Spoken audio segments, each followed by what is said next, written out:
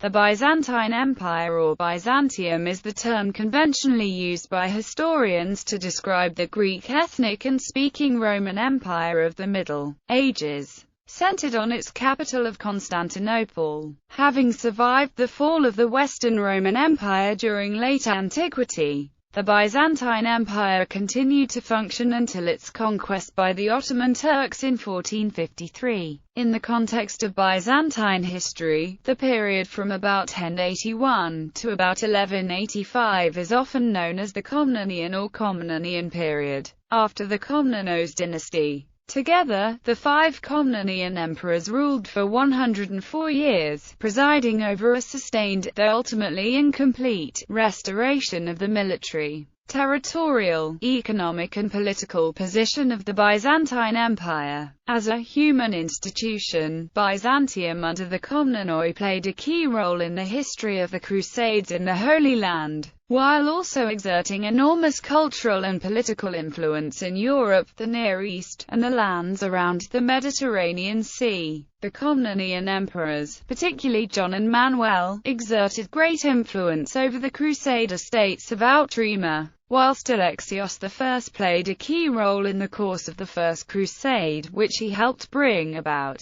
Moreover, it was during the Komnenian period that contact between Byzantium and the Latin Christian West, including the Crusader states, was at its most crucial stage. Venetian and other Italian traders became resident in Constantinople and the empire in large numbers, and their presence, together with the numerous Latin mercenaries who were employed by Manuel in particular, helped to spread Byzantine technology, art, literature and culture throughout the Roman Catholic West. Above all, the cultural impact of Byzantine art on the West at this period was enormous and of long-lasting significance. The Komnenoi also made a significant contribution to the history of Asia Minor. By reconquering much of the region, the Komnenoi set back the advance of the Turks in Anatolia by more than 2 centuries. In the process they planted the foundations of the Byzantine successor states of Nicaea, Epirus and Trebizond. Meanwhile, their extensive program of fortifications has left an enduring mark upon the Anatolian landscape, which can still be appreciated today.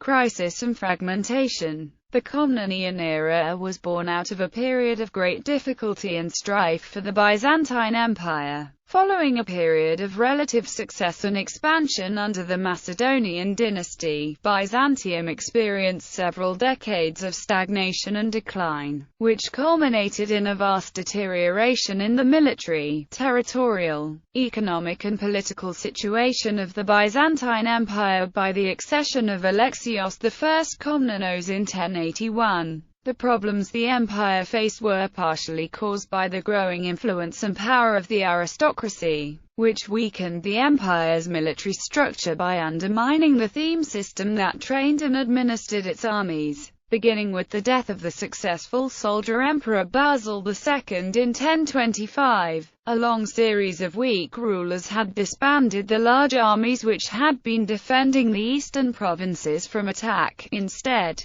gold was stockpiled in Constantinople, ostensibly in order to hire mercenaries should troubles arise. In fact, most of the money was given away in the form of gifts to favorites of the emperor, extravagant court banquets, and expensive luxuries for the imperial family. Meanwhile, the remnants of the once formidable armed forces were allowed to decay, to the point where they were no longer capable of functioning as an army. Elderly men with ill-maintained equipment mixed with new recruits who had never participated in a training exercise. The simultaneous arrival of aggressive new enemies, Turks in the east and Normans in the west, was another contributory factor. In 1040, the Normans, originally landless mercenaries from northern parts of Europe in search of plunder, began attacking Byzantine strongholds in southern Italy. In order to deal with them, a mixed force of mercenaries and conscripts under the formidable George Maniax was sent to Italy in 1042. Maniax and his army conducted a brutally successful campaign, but before it could be concluded he was recalled to Constantinople. Angered by a series of outrages against his wife and property by one of his rivals, he was proclaimed emperor by his troops, and led them across the Adriatic to victory against a loyalist army. However, a mortal wound led to his death shortly afterwards. With opposition thus absent in the Balkans, the Normans were able to complete the expulsion of the Byzantines from Italy by 1071. Despite the seriousness of this loss, it was in Asia Minor that the empire's greatest disaster would take place. The Seljuk Turks, although mainly concerned with defeating Egypt under the Fatimids, nevertheless conducted a series of damaging raids into Armenia and eastern Anatolia, the main recruiting ground for Byzantine armies. With imperial armies weakened by years of insufficient funding and civil warfare, Emperor Romanos Diogenes realized that a time of restructuring and re-equipment was necessary. Consequently, he attempted to lead a defensive campaign in the east until his forces had recovered enough to defeat the Seljuks. However, he suffered a surprise defeat at the hands of Alparslan at the Battle of Manzikert in 1071. Romanos was captured, and although the Sultan's peace terms were fairly lenient, the battle in the long term resulted in the total loss of Byzantine Anatolia. On his release, Romanos found that his enemies had conspired against him to place their own candidate on the throne in his absence. After 2 defeats in battle against the rebels, Romanos surrendered and suffered a horrific death by torture. The new ruler, Michael Doukas, refused to honor the treaty that had been signed by Romanos.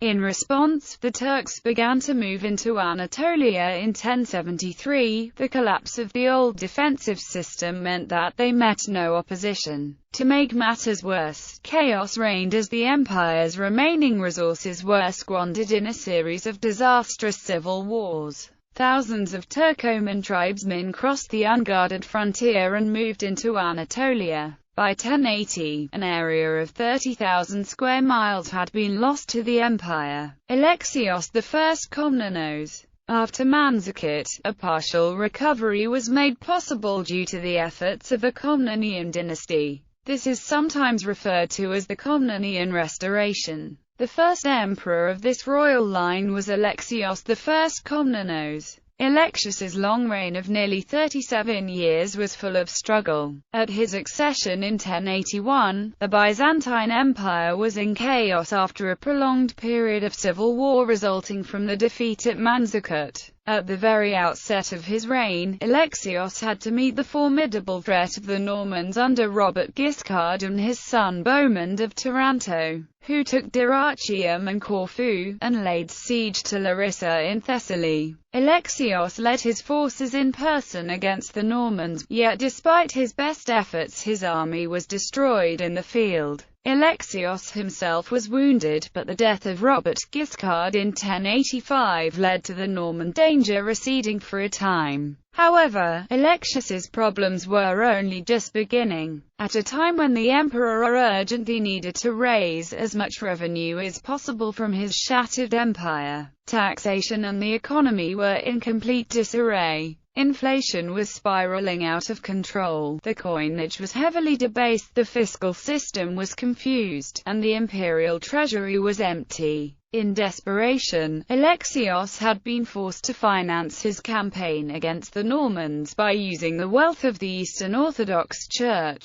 which had been put at his disposal by the Patriarch of Constantinople. In 1087, Alexios faced a new invasion. This time, the invaders consisted of a horde of 80,000 Pechenegs from north of the Danube, and they were heading for Constantinople. Without enough troops to repel this new threat, Alexios used diplomacy to achieve a victory against the odds. Having bribed the Cumans, another barbarian tribe, to come to his aid, he advanced against the Pechenegs, who were caught by surprise and annihilated at the Battle of Livonian on 28 April 1091. With stability at last achieved in the west, Alexios now had a chance to begin solving his severe economic difficulties and the disintegration of the empire's traditional defences. In order to re-establish the army, Alexios began to build a new force on the basis of feudal grants and prepared to advance against the Seljuks, who had conquered Asia Minor and were now established at Nicaea. Despite his improvements, Alexios did not have enough manpower to recover the lost territories in Asia Minor. Having been impressed by the abilities of the Norman cavalry at Dyrrhachium, he sent ambassadors west to ask for reinforcements from Europe. This mission was deftly accomplished. At the Council of Piacenza in 1095, Pope Urban II was impressed by Alexios's appeal for help, which spoke of the suffering of the Christians of the East and hinted at a possible union of the Eastern and Western churches. Pope Urban was concerned with increasing restlessness of the martial nobility in Western Europe, who, currently deprived of major enemies, were causing chaos throughout the countryside. Alexios's appeal offered a means not only to redirect the energy of the knights to benefit the Church, but also to consolidate the authority of the Pope over all Christendom and to gain the East for the See of Rome. First Crusade. On 27 November 1095, Urban II called together the Council of Clement in France. There, amid a crowd of thousands who had come to hear his words, he urged all present to take up arms under the banner of the cross and launch a holy war to recover Jerusalem and the East from the infidel Muslims. Indulgences were to be granted to all those who took part in the great enterprise. Many promised to carry out the Pope's command, and word of the Crusade soon spread across Western Europe. Alexios had anticipated help in the form of mercenary forces from the West, and was totally unprepared for the immense and undisciplined hosts which soon arrived, to his consternation and embarrassment. The first group, under Peter the Hermit, he sent to Asia Minor, ordering them to stay close to the coast and await reinforcements. However, the unruly Crusaders refused to listen and began looting and pillaging the local Christian inhabitants. As they marched on Nicaea in 1096, they were caught by the Turks and massacred almost to the man. The second, official, host of knights, led by Godfrey of Bouillon, Alexios also sent into Asia, promising to supply them with provisions in return for an oath of loyalty. They were accompanied by the Byzantine general Tatikios. By their victories, Alexios was able to recover for the Byzantine Empire a number of important cities and islands: Nicaea, Chios, Rhodes, Smyrna, Ephesus, Philadelphia, Sardis, and in fact much of Western Asia Minor. This is ascribed by his daughter Anna to his policy and diplomacy, but good relations were not to last. The Crusaders believed their oaths were made invalid when Alexios did not help them during the siege of Antioch. Bohemond, who had set himself up as Prince of Antioch, briefly went to war with Alexios, but agreed to become Alexios's vassal under the Treaty of Devil in 1108. Recovery. Despite his many successes, during the last 20 years of his life Alexios lost much of his popularity. This was largely due to the harsh measures he was forced to take in order to save the embattled empire. Conscription was introduced, causing resentment among the peasantry, despite the pressing need for new recruits to the imperial army. In order to restore the imperial treasury, Alexios took measures to tax the aristocracy heavily. He also cancelled many of the exemptions from taxation that the church had previously enjoyed, in order to ensure that all taxes were paid in full, and to halt the cycle of debasement and inflation. He completely reformed the coinage, issuing a new gold hyperparon coin for the purpose. By 1109, he had managed to restore order by working out a proper rate of exchange for the whole coinage. His new hyperparon would be the standard Byzantine coin for the next 200 years. The final years of Alexius's reign were marked by persecution of the followers of the Paulician and Bogomil heresies. One of his last acts was to burn at the stake the Bogomil leader, Basil the physician, with whom he had engaged in a theological controversy, by renewed struggles with the Turks, and by anxieties as to the succession, which his wife Irene wished to alter in favor of her daughter Anna's husband Nicephorus Bryennios, for whose benefit the special title Panhypersebastus was created.